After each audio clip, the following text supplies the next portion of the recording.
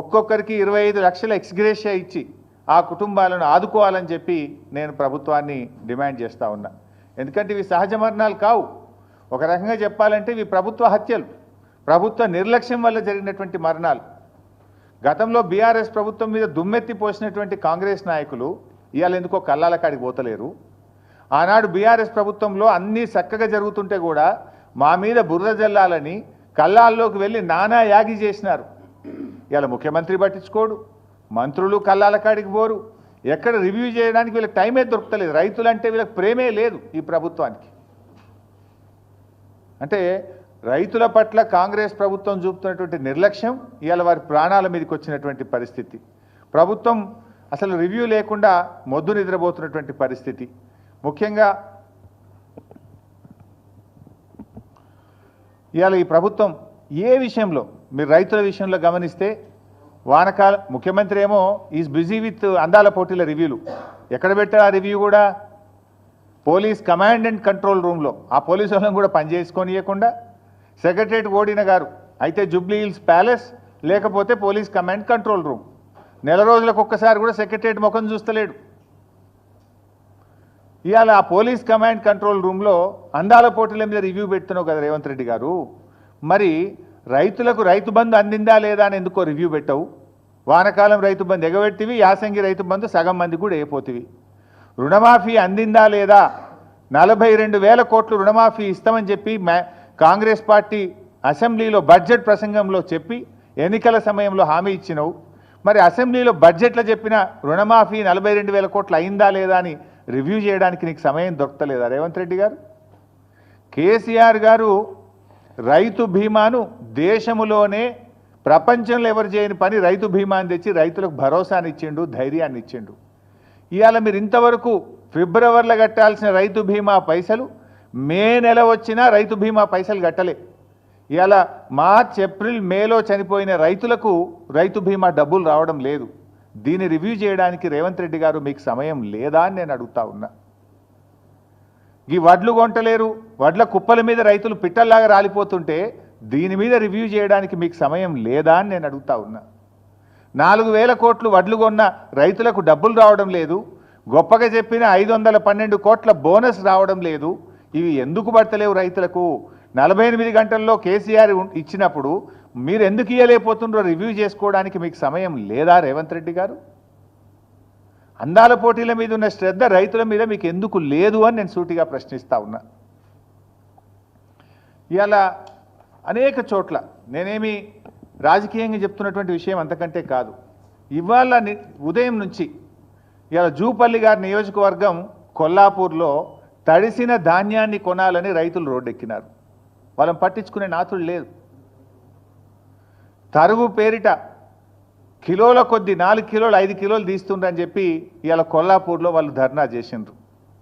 నాగర్ కర్నూలు జిల్లా పెంటపల్లి మండలం జటప్రోలులో ఇవాళ తడిసిన ధాన్యాన్ని కొనండి, మొలకలెత్తుతున్నాయి అని చెప్పి రోడ్డెక్కి రైతులు ధర్నా చేసిండ్రు. జగిత్యాలలో తూకంలో 4 కిలోలు 5 కిలోలు ఎక్కువ పెడుతున్నారు, మాకు బస్తా మీద 5 కిలోలు తీస్తే క్వింటాల్కి మీద 10 కిలోలు పోతుంది అని చెప్పి జగిత్యాలలో రైతులు ఇవాళ రోడ్డెక్కి ధర్నా చేసిండ్రు. అదేవిధంగా సిరిసిల్ల జిల్లాలో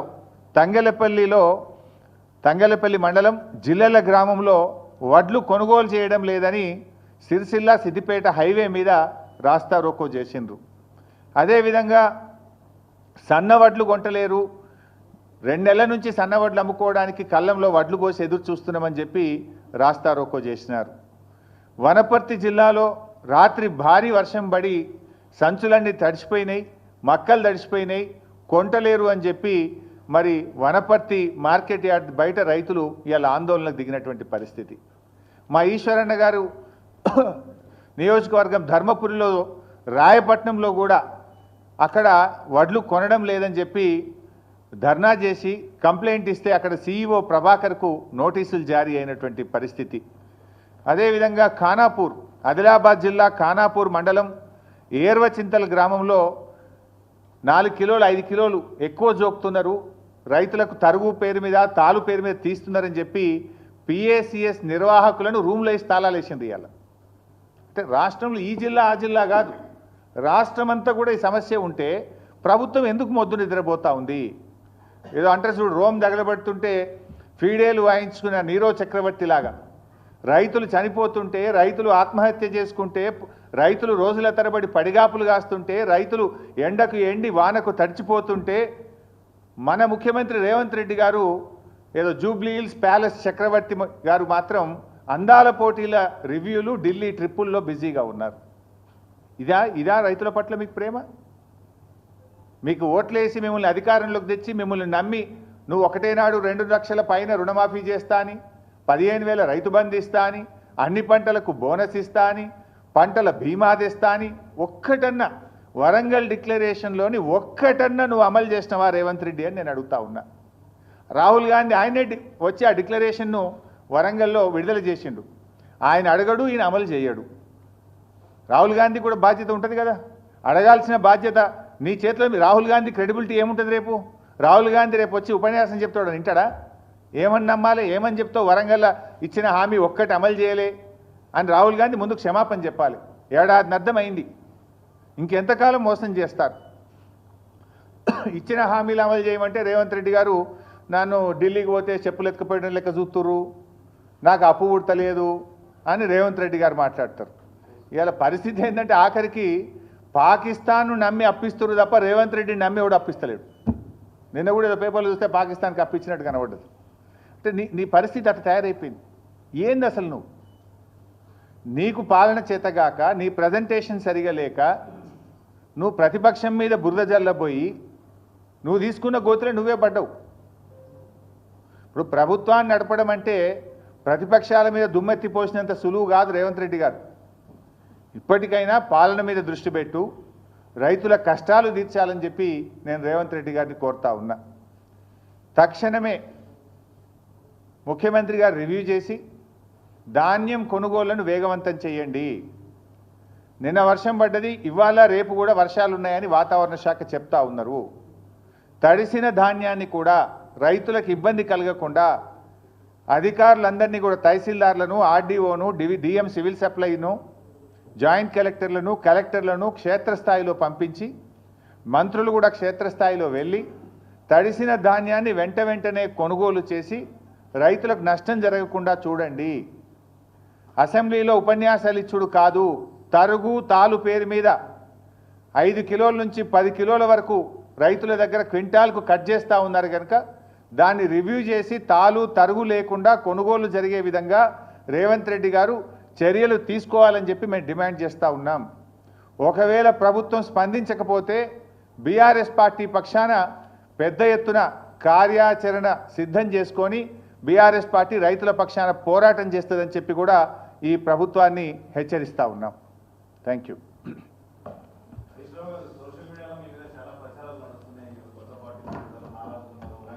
నేను ఇంత మంచిగా మాట్లాడితే నువ్వేంది?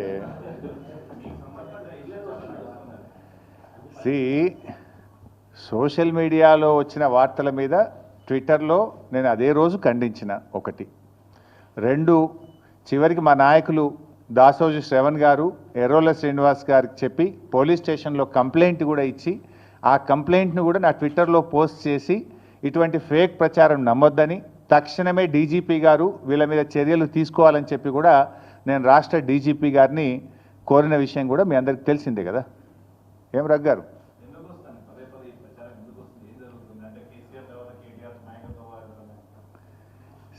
ఆ పంచాయతీ లేదు మా పార్టీలో. నేను చాలాసార్లు కూడా చెప్పాను, మీరందరూ కూడా చూసింటారు. ఒక్కసారి కాదు, కొన్ని 100ల సార్లు చెప్పి ఉంటాను. ఇవాళ కేసీఆర్ గారు మా పార్టీ అధ్యక్షుడు, ఆయన యొక్క ఆదేశాలను తూచా తప్పకుండా పాటించే ఒక క్రమశిక్షణ కలిగిన కార్యకర్త హరీష్ రావు అని చెప్పిన. ఇది బహుశా 100ల సభల్లో చెప్పిన, టీవీ డిస్కషన్స్లో చెప్పిన, ప్రెస్ మీట్లలో చెప్పిన, చిట్చాట్లో చెప్పిన, అనేక సందర్భాల్లో కూడా చెప్పిన. సో మీరు అన్నట్టు కేటీఆర్ గారికి నాయకత్వం అప్పచెప్తే స్వాగతిస్తాను. డెఫినెట్గా ఐ కోఆపరేట్. ఒక కార్యకర్తగా హరీష్ రావు పార్టీ నిర్ణయాన్ని, కేసీఆర్ నిర్ణయాన్ని ఎప్పుడైనా శిరసా వహిస్తాడు తప్ప గీత దాటే వ్యక్తి కాదు. ఇది నా 25 ఏళ్ల రాజకీయ ప్రస్థానం చూపిస్తుంది. 25 ఏళ్ళ నుంచి నేను బీఆర్ఎస్ పార్టీలో ఉన్నాను. పార్టీ జెండా పుట్టుక నుంచి ఈ రోజు వరకు కేసీఆర్ గారి అడుగుజాడల్లో వారి సూచనలకు అనుగుణంగా పనిచేసేటువంటి ఒక కార్యకర్తగా హరీష్ రావు పనిచేసిండు, రేపు కూడా చేస్తాడు. Thank you